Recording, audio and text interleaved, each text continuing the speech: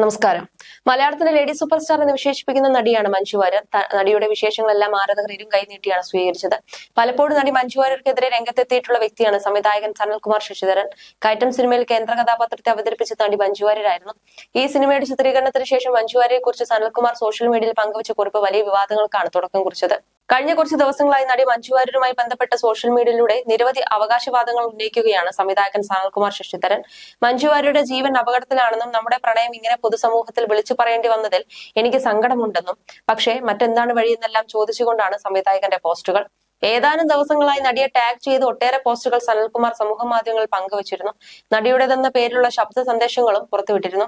എന്നാൽ ഇപ്പോഴിതാ സ്ത്രീത്വത്തെ അപമാനിച്ചെന്ന നടിയുടെ പരാതിയിൽ സംവിധായകൻ സനൽകുമാർ ശശിധരനെതിരെ കേസെടുത്തിരിക്കുകയാണ് പോലീസ്. കൊച്ചി എളമക്കര പോലീസാണ് സംവിധായകനെതിരെ കേസെടുത്തിരിക്കുന്നത്. യുഎസിൽ നിന്നാണ് സനൽകുമാർ പോസ്റ്റുകൾ പങ്കുവയ്ക്കുന്നതെന്ന് പോലീസ് പറഞ്ഞു.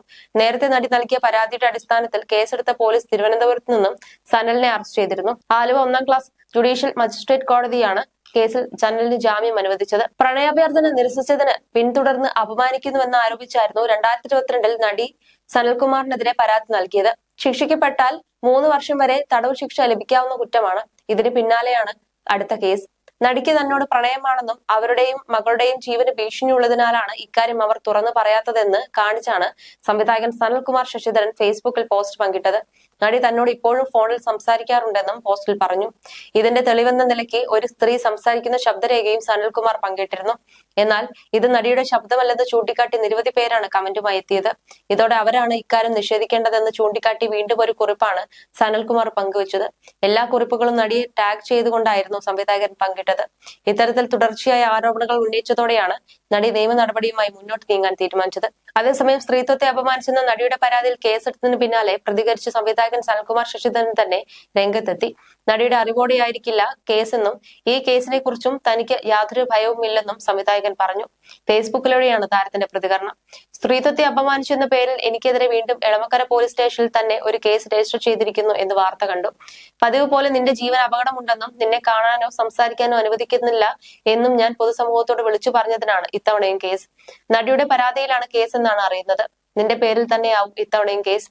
3 വർഷങ്ങൾക്ക് മുൻപ് നിന്റെ പേരിൽ രജിസ്റ്റർ ചെയ്ത കള്ളക്കേസ് ഇനിയും അന്വേഷിക്കുകയോ നിന്റെ മൊഴി രേഖപ്പെടുത്തുകയോ എന്തെങ്കിലും തെളിവുകൾ ഹാജരാക്കുകയോ ചെയ്തിട്ടില്ല. നിന്റെ ജീവനിലുള്ള ആശങ്ക പൊതുസമൂഹത്തോട് ഞാൻ വിളിച്ചു പറയും മുൻപ് നിന്നെയും നിന്റെ ബന്ധുക്കളെയും അടുത്ത സുഹൃത്തുക്കളെയും ഞാൻ വിളിച്ചറിയിച്ചിരുന്നു. നീയുമായി സംസാരിക്കാൻ അനുവദിക്കാതിരുന്ന സാഹചര്യത്തിലും നീ തന്നെ പറഞ്ഞറിഞ്ഞ ഭീതിപ്പെടുത്തുന്ന ജീവിതാവസ്ഥയുടെ അലോസരത്തിലുമാണ് ഞാനത് നമ്മുടെ സംഭാഷണത്തിന്റെ ശബ്ദരേഖയുടെ കൂടി പിൻബലത്തിൽ പൊതുസമൂഹത്തിൽ പങ്കുവച്ചത്. ആ ശബ്ദരേഖ പൊതുസമൂഹം ചർച്ച ചെയ്യാതിരിക്കാൻ കഴിയുന്നത്ര ശ്രമിച്ചിട്ടും സാധിക്കാതെ വന്നതുകൊണ്ടാണ് ഇപ്പോൾ എന്നെയും ഇതേക്കുറിച്ച് ചർച്ച ചെയ്യാൻ സാധ്യതയുള്ള മറ്റുള്ളവരെയും ഭയപ്പെടുത്തി മാറ്റി നിർത്തുന്നതിനായി ഇപ്പോൾ എളമക്കര പോലീസ് സ്റ്റേഷനിൽ തന്നെ കഴിഞ്ഞ തവണത്തെ പോലെ തന്നെ അർദ്ധരാത്രിയിൽ ഈ കേസ് രജിസ്റ്റർ ചെയ്തിരിക്കുന്നത്. ഇത്തവണയും ഇത് നിന്റെ അറിവോടുകൂടിയല്ല എന്ന് തന്നെ ഞാൻ വിശ്വസിക്കുന്നു. കഴിഞ്ഞ തവണ എന്നെ എളമക്കര പോലീസ് സ്റ്റേഷനിൽ എത്തിക്കുന്നതിനായി എന്റെ വിലാസം അൺനോൺ എറണാകുളം എന്നായിരുന്നു എഴുതിയിരുന്നത്. ഇത്തവണ അത് എന്താണെന്ന് എനിക്കറിയില്ല.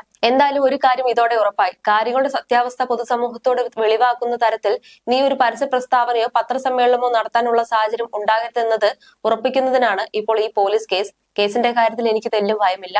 ഞാൻ പറഞ്ഞതെല്ലാം സത്യമായതുകൊണ്ടും സ്വതന്ത്രമായി പൊതുസമക്ഷം നിന്നെ സംസാരിക്കാൻ അനുവദിക്കാതിരിക്കാനാണ് ഇപ്പോൾ ഈ കേസ് എന്നുള്ളത് കൊണ്ടും എനിക്ക് ഇപ്പോഴും ഭയം നിന്റെ കാര്യത്തിൽ മാത്രം.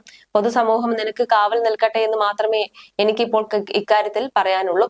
ഇനിയെങ്കിലും ഈ കേസിന്റെ സത്യാവസ്ഥ അന്വേഷിക്കാൻ മാധ്യമങ്ങൾ തയ്യാറാണെന്നാണ് എന്റെ അഭിപ്രായം എന്നും സനൽകുമാർ കുറിച്ചു. കഴിഞ്ഞ ദിവസം ഇത് സംബന്ധിച്ച് നീണ്ടൊരു കുറിപ്പ് സംവിധായകർ പങ്കുവച്ചിരുന്നു. ഇതിൽ താനുമായി ആശയവിനിമയം തുടങ്ങിയത് പോലും മഞ്ജു വാര്യർ തന്നെയാണെന്നാണ് സനൽകുമാർ പറഞ്ഞത്. മാത്രമല്ല അന്ന് സിനിമയുടെ ചർച്ചകൾ മുന്നോട്ട് പോയപ്പോൾ അതുവരെ ഇല്ലാതിരുന്ന ഒരാൾ രംഗപ്രവേശനം ചെയ്തു. മാനേജർ എന്ന് പരിചയപ്പെടുത്തി ബിനീഷ് ചന്ദ്രനായിരുന്നു അതെന്നും സിനിമയുടെ കാര്യങ്ങൾ അയാളോട് ചർച്ച ചെയ്യാൻ തുടങ്ങിയതോടെ കാര്യങ്ങൾ എനിക്ക് യോജിക്കാൻ കഴിയാത്ത നിലയിലായി പോയെന്നും സംവിധായകൻ പറഞ്ഞിരുന്നു. പിന്നീട് ബിനു നായർ എന്നൊരാൾ സഹായി എന്ന നിലയിൽ രംഗത്ത് വന്നു. താമസിക്കാതെ ബിനീഷ് ചന്ദ്രനും ബിനു നായരും സിനിമയുടെ എക്സിക്യൂട്ടീവ് പ്രൊഡ്യൂസർമാരായെന്നും ഇതൊക്കെയും എനിക്ക് അവരോടുള്ള അടുപ്പം കുറയ്ക്കാൻ കാരണമായി എന്നും സംവിധായകൻ പറഞ്ഞിരുന്നു. മാനേജർ എന്ന നിലയിലില്ലാത്ത ഒരു സ്വാധീനം ബിനീഷ് ചന്ദ്രന് അവരിൽ ഉണ്ടെന്ന് തോന്നി.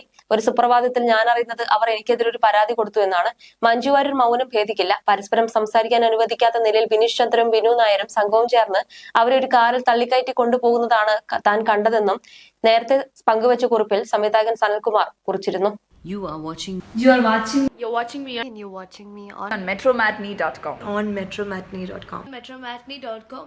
metromatney.com. Subscribe for more videos. Subscribe for more videos. Subscribe here for more videos. Subscribe now. Thank you.